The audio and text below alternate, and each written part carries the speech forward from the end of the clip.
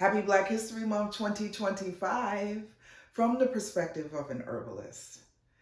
What a year. In a year where it feels like everything that is black is under attack, everything that is of color is under attack.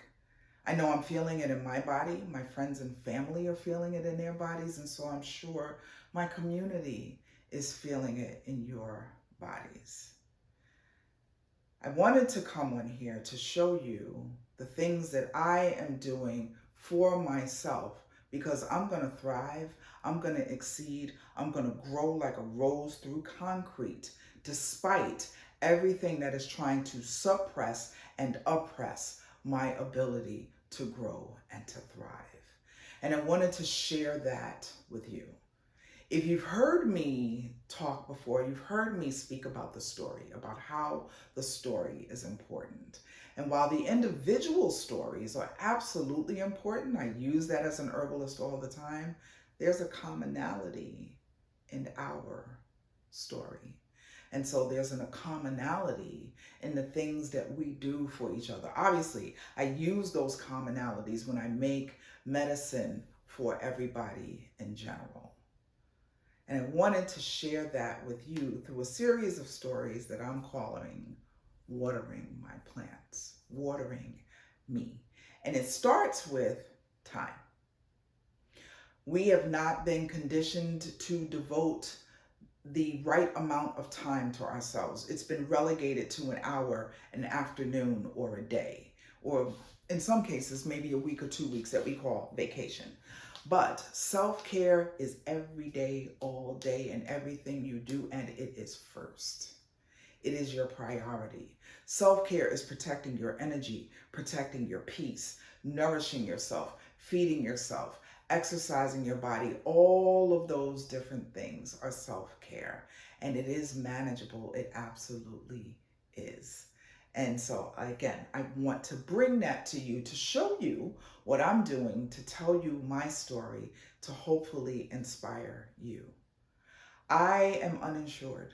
I'm one of the many Americans that are uninsured. I left corporate America in 2018 and have not had insurance since then.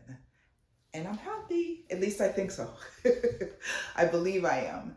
And there's a way to do that. You don't have to. We've been conditioned to wait until there's a crisis and then we run to a doctor. And so then we need all of these really aggressive things to make us better. And what I want to show you is how if you do self-care daily, every day, if you prioritize yourself, if you put yourself first, you can be your healthiest self, especially in light of everything that's in this environment that is squeezing us, pushing us, that is absolutely set up to make you sick as they threaten to take away so many aspects of our healthcare.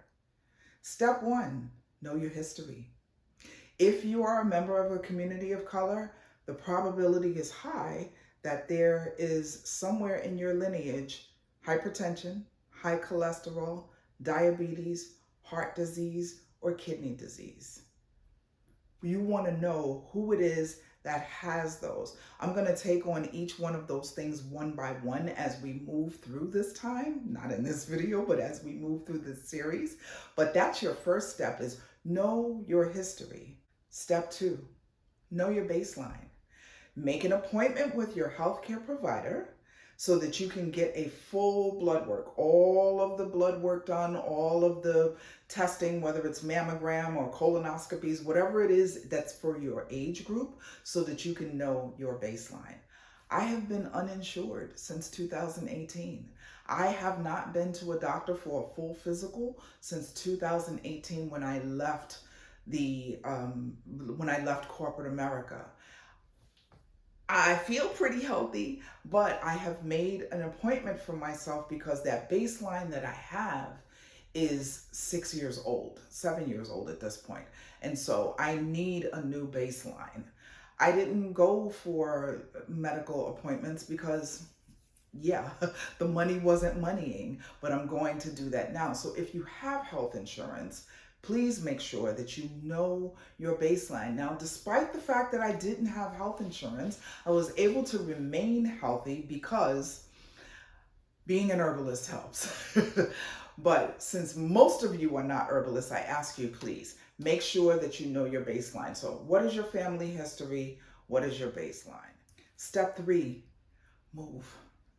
For all of the lifestyle diseases that plague our community, cardiovascular is the first thing that is going to help, regardless of where you are on that scale. And cardiovascular, people hear that word and they're like, they start to go into conniptions and convulsions. It doesn't mean turning into a gym rat. It doesn't mean to do all of these horrible things that you don't want to do. You can walk. I have committed to, for the month of February, walking 100 miles, but I've been walking for a while and I'm doing 4 miles a day. You don't have to do that. Commit to, there's 28 days in a month, commit to walking 28 miles, a mile a day.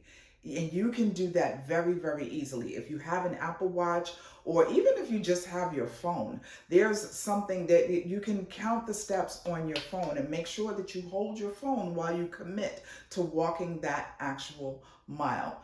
Get that in and watch with amazement at how that works. And so let's just stop there. We know what plagues our communities. Find out which one of those plagues your family. Know your history.